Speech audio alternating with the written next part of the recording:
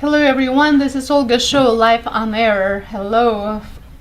We are from you to you every Saturday night live on air 408-912-5265 408-912-5265. That's our direct number to call us during our show. An Olga show from 6 to 7 p.m. in English, and then we're going into Russian language from 7 to 9 p.m. So stay with us. You can find our information on olgashow.org. If you have mobile devices and you want to listen to us right now, it's Olga, it would be u923fm.com and just click live. We don't have Ustream at the moment, but what we're gonna post our videos on olgashow.org, and then eventually you can find those videos on Olga Show searching on Google, Yandex, and many other searching engines. So we have a guest.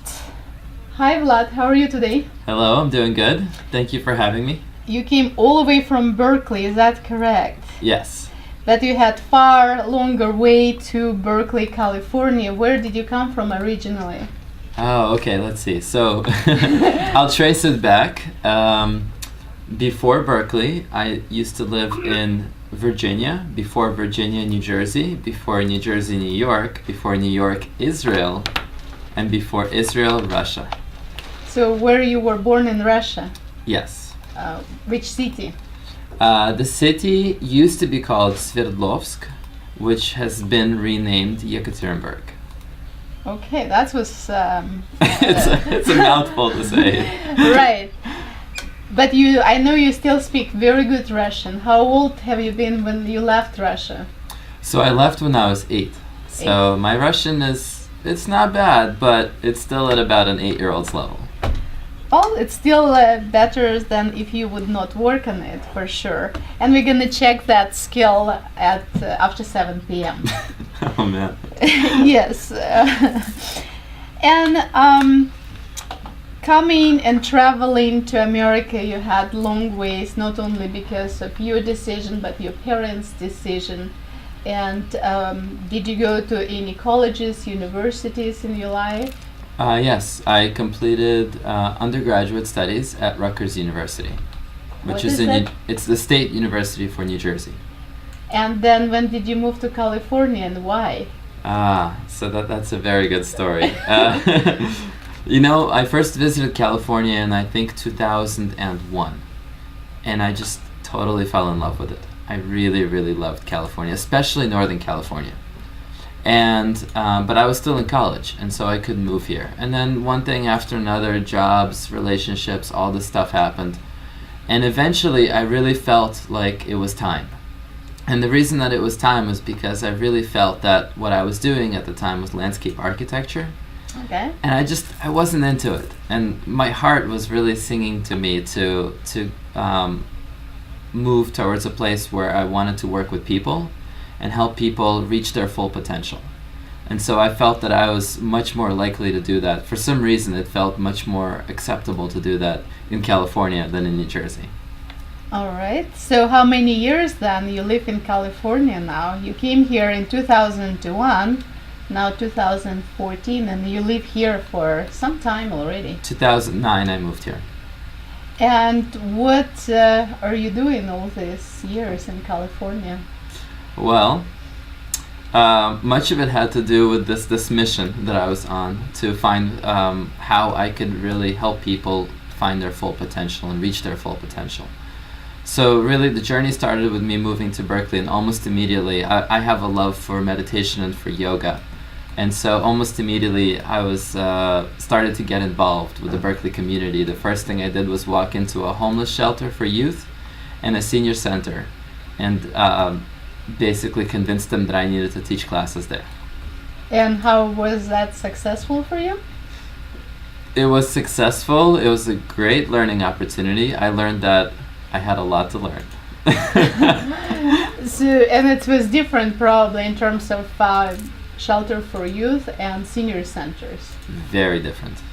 Very, very different. Both challenging in very different ways. but that didn't stop you, because apparently you continued to do that. Even so it was challenging, you still continued with your passion, helping people, doing meditation, yoga, and a new project you have on the way too. Yes, that's right. And I'm really excited about my new project. So I continued doing this, and I can really say that I've taught now yoga and meditation to almost the entire spectrum of people as young as maybe 5-6 years old. Okay. And my oldest client is in his mid-80s. All right. And That's so quite a big range it's here. a pretty big range. And everything in between. All right. As we have something in common, I do teach kids yoga, and also my client, oldest one, 103 years old, and she Wow. loved to dance. But periodically she liked to stretch in between her dance move. And the way she dances, I cannot even dance. I can stretch with her, but I cannot keep up with her dancing. What I noticed that a lot of kids, if you not work with them at 7 or 8, they lose in flexibility, physical flexibility, and they cannot even repeat after instructor movements. And I'm thinking, wow, must be difficult to learn in the school. When you cannot move, you have to just listen, and if they cannot move in the learn in the movements, then it's probably difficult and more challenging for the kids these days, when they have not enough physical education to learn their subject matters like math, Yeah. physics, chemistry, and all others. It's really challenging. There's a lot of being still and being quiet and listening in schools. And that, I don't think that's a very natural environment for learning. So what do you do to help?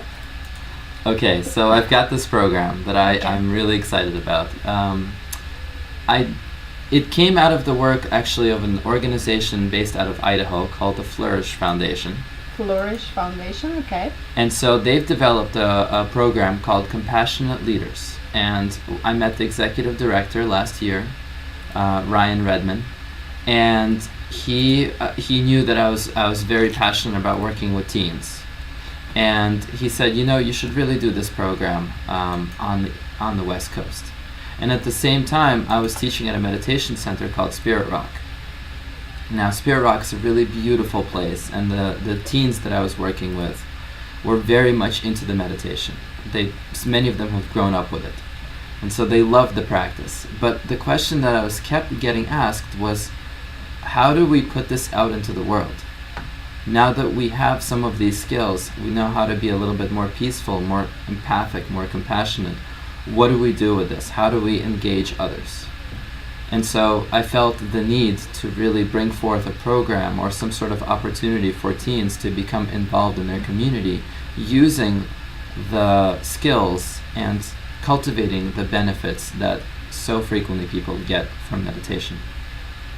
And how many students you can affect in a year, perhaps, or maybe per month? Yeah, so just to back up, Compassionate Leaders is now flourishing on the West Coast, and because I live in Berkeley, I felt that it was necessary to start local and start small, and do it almost as a prototype to see how it would work. Okay. And so we started last fall as an Alright. after-school program at Berkeley High School. And so we had 12 students go through that program, and now we've got 12 more students going through the same program, a little bit longer now, 12 weeks long. Okay. First pilot was 8. And we are looking to scale after this because I'm seeing really beautiful things coming out of it. So, was that decision of those children to join the program, or their teachers, parents? How would that work? It's a combination of all of those things that you named. In the pilot program, some of the students were doing the program because their teacher suggested it to them, because it fulfilled an internship. And right now, all of the students that are in the program are there because they filled out our online application and they committed to being there for 12 weeks. So those programs, I bet, cost a lot of money to work on. And if you want to get more students, it will cost more money and more participations of different schools. How do you work on that? And what Yeah. do you do? So the money piece is very important in order to, one, validate the program, that people see value in it, and the schools see value in it, and also for participants, for the students to have some sort of buy-in. So at the moment, we have not charged any of the students for the program. It is by donation. And what I'm working on right now is a crowdfunding campaign to raise some money so that we can really expand the program and at the same time develop a business model that's going to be sustainable. And that involves getting the school districts on board. All right. So, how many students do you think you can affect in, let's say, in the next year? School year or summer? How would you want to break it out? Sure. So my goal with this crowdfunding campaign is, right now we're raising $16,500, and with that money I've calculated that we're looking to impact and connect with 200 new students this year. And how much money are you asking on your crowdfunding campaign? So we are asking for 16,500. We just passed the 4,000 mark yesterday or 2 days ago. Oh, that's wonderful. And that's what, in 2 weeks crowdfunding? Yes, campaign? a little bit less than 2 weeks. Yeah, and so there's still about 2 weeks to go. How people can find you if they want to donate? Yeah, so it's very easy to find us actually. If you Google Compassionate Leaders, I believe that we are the first ones to pop up on Google, which is very nice. Okay. Compassionate Leaders. That's right. And then you can click on our website, and that leads you to the main page where there's a big banner that says contribute to our campaign. And that leads you to another page that has the donation button, and it has an explanation and a video. Now, do you have your own website? Yes, so the compassionateleaders.org is the website. And it doesn't bring you to West Coast? Or it's staying for your program, right? Compassionateleaders.org, it's your particular... Yes, it's for the West Coast. On the I guess Idaho is the Midwest? Yeah, it's Midwest. Technically? Yes. Yeah, so Flourish Foundation, they are supporting us in terms of advice and mentoring, but they have their own programs. So did you have a chance to actually speak with your students by the end of the program? Did it help them? Do they want to continue with the program? Can they continue with the program if they want to? Yes, absolutely. So far, from the pilots to the second one that we're running right now, none of the students have repeated the program, but some of them are still involved. And what's really exciting to me is that some of them have actually taken what they've learned and are now putting it into action. So one example is a student named Faustine, who worked on a project. Oh, I didn't really go into the details of the program. Right, yes. I should go into that. So the program is a 12-week after-school program, and it's a combination of mindfulness meditation practices that really helps students develop their capacity to regulate their emotions, to reduce stress, and to connect with others and themselves. Okay. Then we have a leadership component to the program where students learn public speaking, they learn project management skills, how to budget, how to communicate, and then all of those come together in the form of a service project that we do. And the service project is really based on what the students want to see change or improved in their community. So, for example, right now, they are working on providing awareness and more rights to people who have gotten out of prison, because there's a lot of injustices in the prison system. And that was something that they came up with on their own. So do you do the work in Oakland area, is that correct?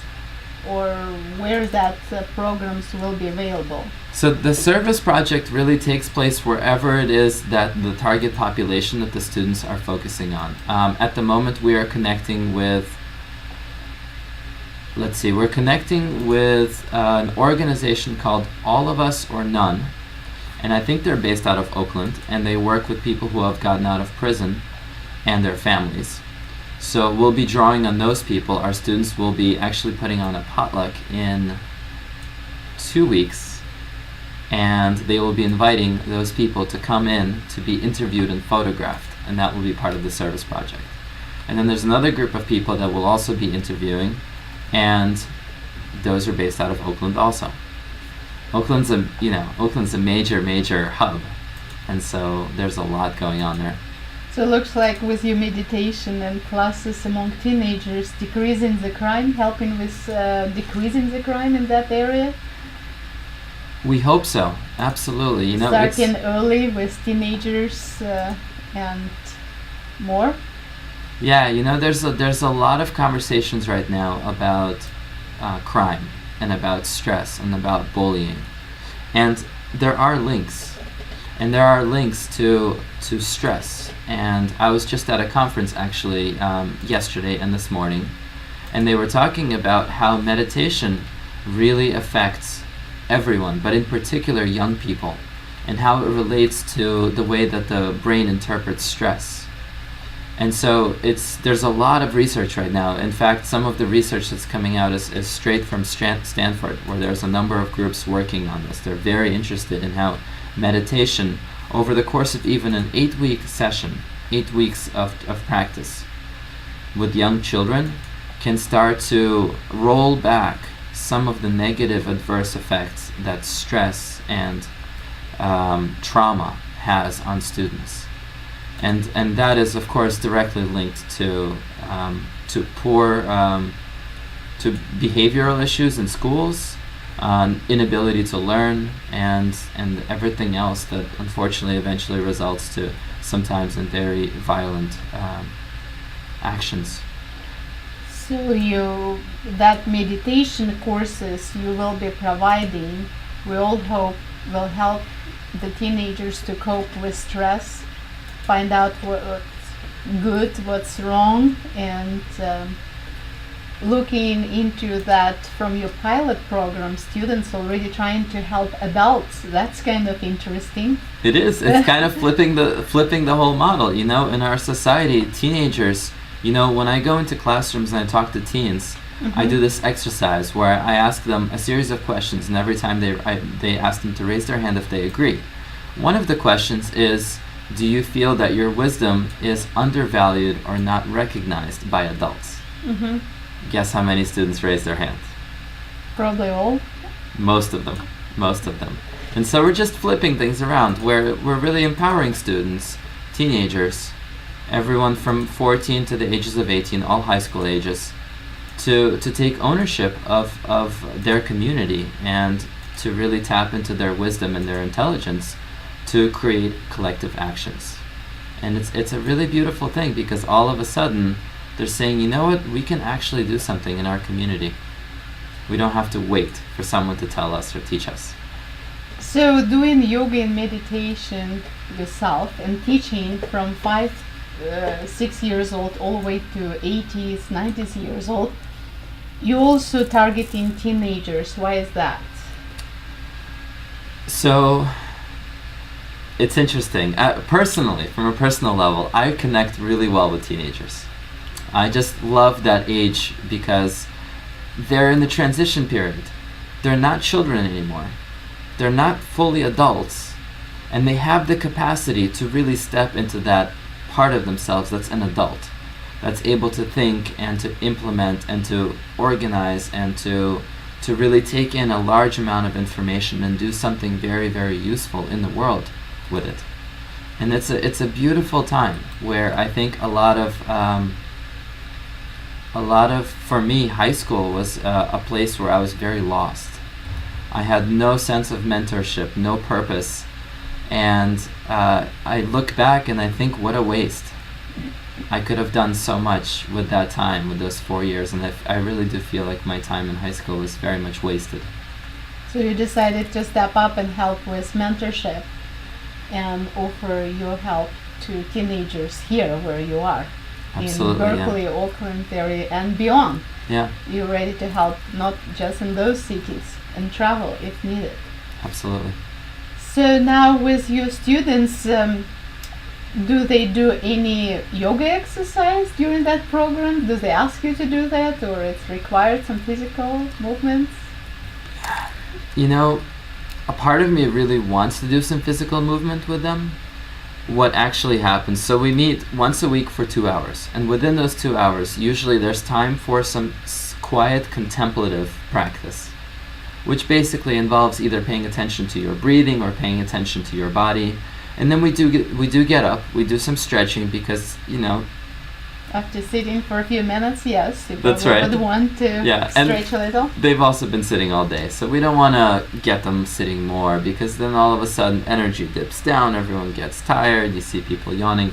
So we do a lot of movement. It doesn't always take the form of yoga necessarily, but there is movement. There's always an exercise within those 2 hours that is both movement based and also relational. And that's another part that I feel is really critical and important, because teenagers especially, everyone, but especially teenagers, they want so desperately to connect to each other. That was the greatest piece of feedback that I got from the pilot program, was they said, we love the meditation, we love the service project, we want to get to know each other more, because we don't get to do that in school, because everything in school is just so superficial a lot of the times.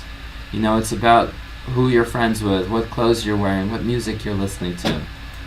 And what we facilitate in our Compassionate Leaders program is exercises that allow them to be very genuine and very real and authentic. Now, in your flyer here, I see, imagine a world where every teen is a compassionate leader, changing the world for the better. And then it's mindfulness meditation, which is bringing self-awareness, stress reduction, emotional regulation, and that far bringing to higher emotional intelligence. I guess we all experienced that. I did, and you did. Was working with a lot of people. In terms of project management, you're also teaching through your program to project management, which is time management, public speaking, empathetic communication, which you're bringing among your students to new leadership skills. And then civic engagement, collaboration, relationship building, wider world view, local service projects. And you already told that in about 2 weeks you're going to bring families who came out of jail and to support that. That must be difficult, kind of challenging, different world. And now crowdfunding happened at crowdtilt.com. Yeah, compassionateleaders.crowdtilt.com. compassionateleaders.crowdtilt.com. It's a long. I know. I wish it was shorter, believe me. But if they go to Google search and look for compassionate leaders, apparently you're first on Google search. So congratulations. Thank you. We need more compassionate leaders, apparently. Now, you're trying to bring this to the schools, vice principals and teachers and also students, and you're trying to talk to them. How do you outreach besides crowdfunding? Yeah, so actually, interestingly enough, crowdfunding is, besides raising money, is a really great way to connect with people and get more awareness about what we're doing. Okay. Besides that, I've connected recently with 2 schools already who are interested in the program. One of them is Realm Charter School, which is in Berkeley, and it's actually a school that's specifically catered to students who want to engage in service learning. So it's a perfect fit. Okay. And then I'm talking to another school in San Francisco called Fusion Academy, which is a small private school. And so I connect with teachers initially, and sometimes they bring it up to the vice principal or the principal. But ideally, we really want to connect with the principal, the teachers, and the students all at the same time, and then get the parents involved. And it's hard to get parents involved, but so worthwhile when the parents truly understand, what we're trying to do. Because a lot of times, even the parents of students who are going through our program, I call them up sometimes. I'm like, oh, I don't know how much your son and daughter has been telling you. And they're like, they're teenagers. They don't talk to us. So, communication, information is important. Now, what would you wish to our viewers and listeners as our program in English part is coming to the end, and we will have other guests coming and talk with us? So what is your wishes? I think my biggest wish is for everyone that's listening right now to take a moment to really consider what makes them come alive, what inspires you, and then find the tools and find the motivation and the inspiration to do just that. And that is one way where we can all start to improve the world that we see around us. All right, and that was Vlad, who you can find at compassionateleaders.org. This is his website.